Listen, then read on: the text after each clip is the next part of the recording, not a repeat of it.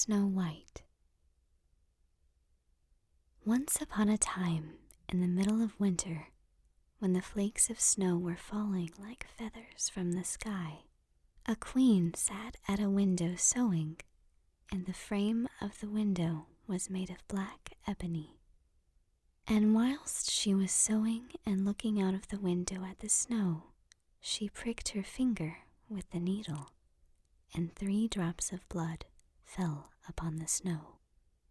And the red looked pretty upon the white snow, and she thought to herself, "Would that I had a child as white as snow, as red as blood, and as black as the wood of the window frame." Soon after that, she had a little daughter, who was as white as snow, as red as blood, and her hair was as black as ebony. And she was therefore called Little Snow White. And when the child was born, the queen died. After a year had passed, the king took to himself another wife.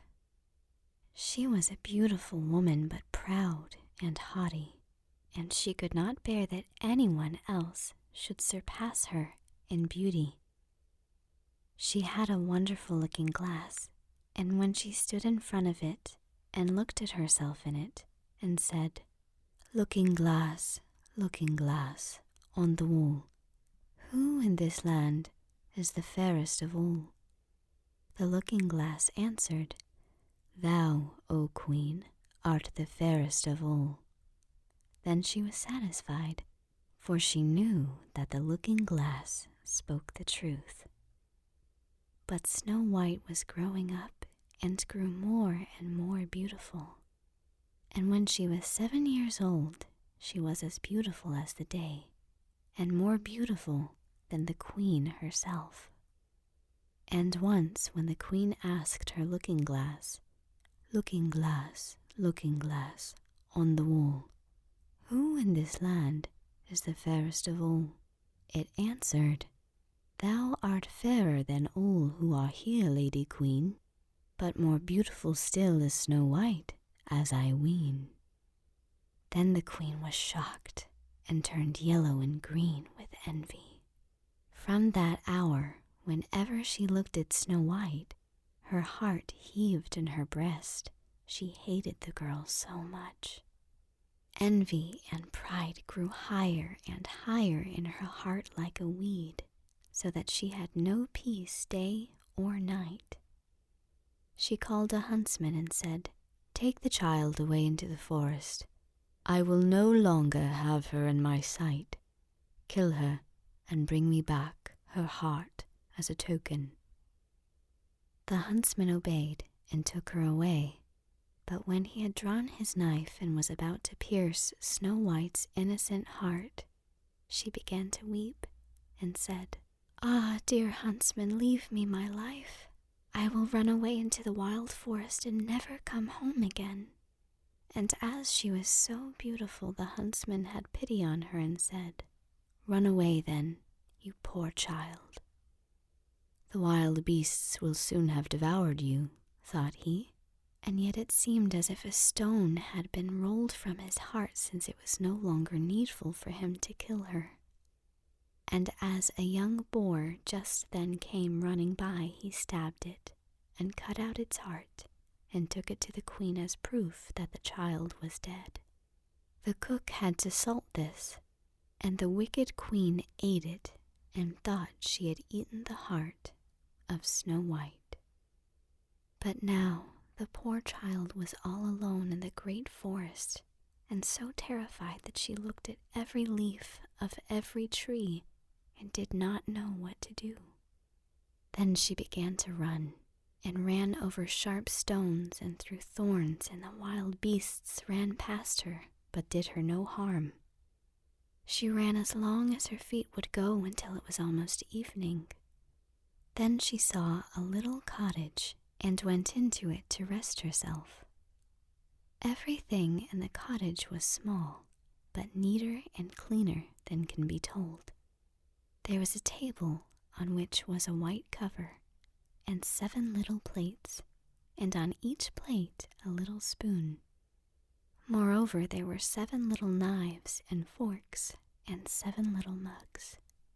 Against the wall stood 7 little beds, side by side, and covered with snow-white counterpanes. Little Snow White was so hungry and thirsty that she ate some vegetables and bread from each plate, and drank a drop of wine out of each mug, for she did not wish to take all from one only. Then, as she was so tired, she laid herself down on one of the little beds, but none of them suited her. One was too long, another too short, but at last she found that the 7th one was right, and so she remained in it, said a prayer, and went to sleep. When it was quite dark, the owners of the cottage came back. They were 7 dwarfs who dug and delved in the mountains for ore. They lit their 7 candles, and as it was now light within the cottage, they saw that someone had been there, for everything was not in the same order in which they had left it. The first said, "Who has been sitting in my chair?" The second, "Who has been eating off my plate?" The third, "Who has been taking some of my bread?" The fourth, "Who has been eating my vegetables?" The fifth, "Who has been using my fork?" The sixth, "Who has been cutting with my knife?" The seventh, "Who has been drinking out of my mug?" Then the first looked round and saw that there was a little hole on his bed, and he said, "Who has been getting into my bed?" The others came up and each called out, "Somebody has been lying in my bed too." But the 7th, when he looked at his bed, saw little Snow White, who was lying asleep therein. And he called the others, who came running up, and they cried out with astonishment, and brought their 7 little candles and let the light fall on little Snow White. "Oh, heavens!" cried they, "what a lovely child!" And they were so glad that they did not wake her up, but let her sleep on in the bed. And the 7th dwarf slept with his companions, 1 hour with each, and so got through the night. When it was morning, little Snow White awoke, and was frightened when she saw the 7 dwarfs, but they were friendly, and asked her what her name was. "My name is Snow White," she answered. "How have you come to our house?" said the dwarfs. Then she told them that her stepmother had wished to have her killed, but that the huntsman had spared her life, and that she had run for the whole day, until at last she had found their dwelling. The dwarf said, "If you will take care of our house, cook, make the beds, wash, sew, and knit, and if you will keep everything neat and clean, you can stay with us, and you shall want for nothing." "Yes," said Snow White, "with all my heart," and she stayed with them. She kept the house in order for them. In the mornings they went to the mountains and looked for copper and gold. In the evenings they came back, and then their supper had to be ready. The girl was alone the whole day, so the good dwarfs warned her and said, "Beware of your stepmother. She will soon know that you are here. Be sure to let no one come in." But the queen, believing that she had eaten Snow White's heart, could not but think that she was again the first and most beautiful of all, and she went to her looking-glass and said, looking glass on the wall, who in this land is the fairest of all?" And the glass answered, "O Queen, thou art fairest of all I see, but over the hills where the 7 dwarfs dwell, Snow White is still alive and well, and none is so fair as she." Then she was astounded, for she knew that the looking-glass never spoke falsely, and she knew that the huntsman had betrayed her, and that little Snow White was still alive. And so she thought and thought again how she might kill her, for so long as she was not the fairest in the whole land, envy let her have no rest. And when she had at last thought of something to do, she painted her face and dressed herself like an old peddler woman, and no one could have known her. In this disguise, she went over the 7 mountains to the 7 dwarfs and knocked at the door and cried, "Pretty things to sell, very cheap, very cheap." Little Snow White looked out of the window and called out, "Good day, my good woman. What have you to sell?" "Good things, pretty things," she answered. "Stay laces of all colors." And she pulled out one which was woven of bright-colored silk. "I may let the worthy old woman in," thought Snow White, and she unbolted the door and bought the pretty laces. "Child," said the old woman, "what a fright you look. Come, I will lace you properly for once." Snow White had no suspicion, but stood before her and let herself be laced with the new laces. But the old woman laced so quickly and so tightly that Snow White lost her breath and fell down as if dead. "Now I am the most beautiful," said the queen to herself, and ran away. Not long afterwards, in the evening, the 7 dwarfs came home, but how shocked they were when they saw their dear little Snow White lying on the ground, and that she neither stirred nor moved, and seemed to be dead. They lifted her up, and as they saw that she was laced too tightly, they cut the laces. Then she began to breathe a little, and after a while came to life again. When the dwarfs heard what had happened, they said, "The old peddler woman was no one else than the wicked queen. Take care and let no one come in when we are not with you." But the wicked woman, when she had reached home, went in front of the glass and asked, looking glass on the wall, "Who in this land is the fairest of all?" And it answered as before, "O Queen, thou art fairest of all I see, but over the hills where the 7 dwarfs dwell, Snow White is still alive and well, and none is so fair as she."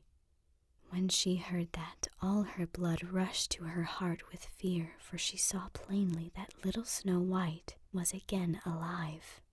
"But now," she said, "I will think of something that shall put an end to you." And by the help of witchcraft, which she understood, she made a poisonous comb. Then she disguised herself and took the shape of another old woman. So she went over the 7 mountains to the 7 dwarfs, knocked at the door, and cried, "Good things to sell, cheap, cheap." Little Snow White looked out and said, "Go away, I cannot let anyone come in." "I suppose you can look," said the old woman, and pulled the poisonous comb out and held it up. It pleased the girl so well that she let herself be beguiled and opened the door. When they had made a bargain, the old woman said, "Now I will comb you properly for once." Poor little Snow White had no suspicion, and let the old woman do as she pleased. But hardly had she put the comb in her hair than the poison in it took effect, and the girl fell down senseless. "You paragon of beauty," said the wicked woman, "you are done for now," and she went away. But fortunately it was almost evening when the 7 dwarfs came home. When they saw Snow White lying as if dead upon the ground, they at once suspected the stepmother, and they looked and found the poisoned comb. Scarcely had they taken it out when Snow White came to herself and told them what had happened. Then they warned her once more to be upon her guard and to open the door to no one. The queen, at home, went in front of the glass and said, looking glass on the wall, "Who in this land is the fairest of all?"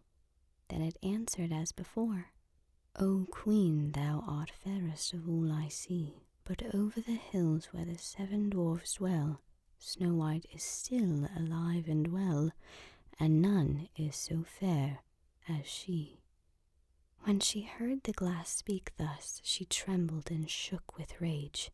"Snow White shall die," she cried, "even if it costs me my life."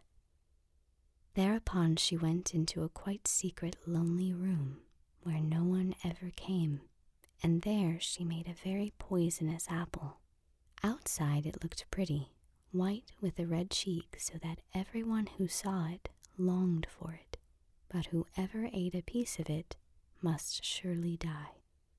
When the apple was ready, she painted her face and dressed herself up as a countrywoman, and so she went over the 7 mountains to the 7 dwarfs.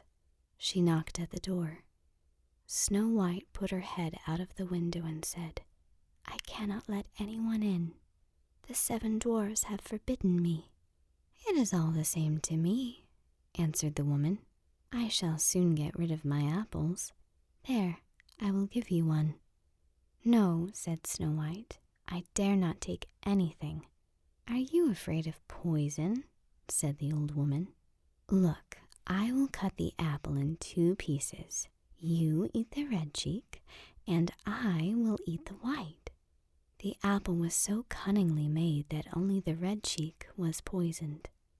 Snow White longed for the fine apple, and when she saw that the woman ate part of it, she could resist no longer, and stretched out her hand and took the poisonous half. But hardly had she a bit of it in her mouth than she fell down, dead. The queen looked at her with a dreadful look, and laughed aloud and said, "White as snow, red as blood, black as ebony wood. This time the dwarfs cannot wake you up again." And when she asked of the looking-glass at home, looking glass on the wall, who in this land is the fairest of all?" it answered at last, "O Queen, in this land thou art fairest of all." Then her envious heart had rest, so far as an envious heart can have rest. The dwarfs, when they came home in the evening, found Snow White lying upon the ground. She breathed no longer and was dead. They lifted her up, looked to see whether they could find anything poisonous, unlaced her, combed her hair, washed her with water and wine. But it was all of no use. The poor child was dead, and remained dead. They laid her upon a bier, and all 7 of them sat round it and wept for her, and wept 3 days long. Then they were going to bury her, but she still looked as if she were living, and still had her pretty red cheeks. They said we could not bury her in the dark ground, and they had a transparent coffin of glass made, so that she could be seen from all sides, and they laid her in it, and wrote her name upon it in golden letters, that she was a king's daughter. Then they put the coffin out upon the mountain, and one of them always stayed by it and watched it, and birds came too, and wept for Snow White, first an owl, then a raven, and last a dove. And now Snow White lay a long, long time in the coffin, and she did not change, but looked as if she were asleep, for she was as white as snow, as red as blood, and her hair was as black as ebony. It happened, however, that a king's son came into the forest and went to the dwarf's house to spend the night. He saw the coffin on the mountain, and the beautiful Snow White within it, and read what was written upon it in golden letters. Then he said to the dwarfs, "Let me have the coffin. I will give you whatever you want for it." But the dwarfs answered, "We will not part with it for all the gold in the world." Then he said, "Let me have it as a gift, for I cannot live without seeing Snow White. I will honor and prize her as my dearest possession." As he spoke in this way, the good dwarfs took pity upon him and gave him the coffin. And now the king's son had it carried away by his servants on their shoulders, and it happened that they stumbled over a tree stump, and with a shock the poisonous piece of apple which Snow White had bitten off came out of her throat, and before long she opened her eyes, lifted up the lid of the coffin, sat up, and was once more alive. "Oh heavens, where am I?" she cried. The king's son, full of joy, said, "You are with me," and told her what had happened, and said, "I love you more than everything in the world. Come with me to my father's palace. You shall be my wife." And Snow White was willing, and went with him, and their wedding was held with great show and splendor. But Snow White's wicked stepmother was also bidden to the feast. When she had arrayed herself in beautiful clothes, she went before the looking-glass and said, looking glass on the wall, who in this land is the fairest of all?" The glass answered, "O Queen, of all here the fairest art thou, but the young queen is fairer by far, as I trow." Then the wicked woman uttered a curse, and was so wretched, so utterly wretched, that she knew not what to do. At first she would not go to the wedding at all, but she had no peace, and must go to see the young queen. And when she went in, she knew Snow White, and she stood still with rage and fear and could not stir. But iron slippers had already been put upon the fire, and they were brought in with tongs and set before her. Then she was forced to put on the red-hot shoes and dance until she dropped down dead. And then Snow White and her prince lived happily ever after.